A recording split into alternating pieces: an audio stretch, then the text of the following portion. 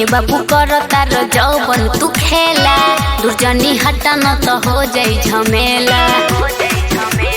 राय वाली नहीं खी ए बाबू कर तार जौबन तू खेला, दुर्जनी हटा न तो हो जाई झमेला। भीरी न सट दुर्जनी हट, मुंड बिगाड़ न बबुआ हमार हो। ऐरू गैरू बुझ न हमके, हई वैशाली के रंगदार हो। ऐरू गैरू बुझ न हमके, हई वैशाली के रंगदार हो।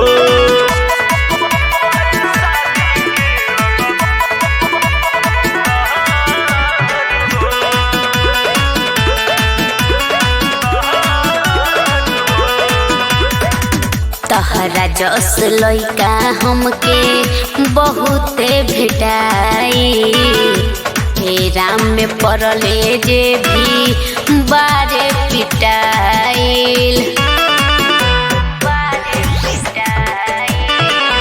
ठीक से तू बोल ना ता अभी टंगाइब, मारे ऐसन चोट कतही मुँह न देखाइब।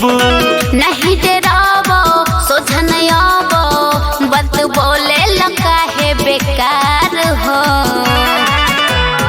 ऐरू गैरू बुझ न हमके, हई वैशाली के रंगदार हो। कि ऐरू गैरू बुझ न हमके, हई वैशाली के रंगदार हो।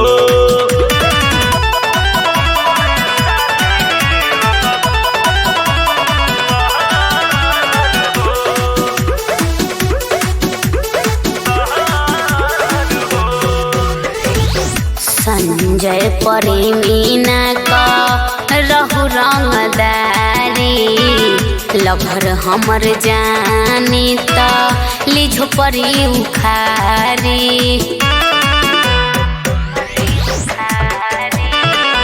आँख जे दिखाई वो कर फोड़ दिहब आँख हो।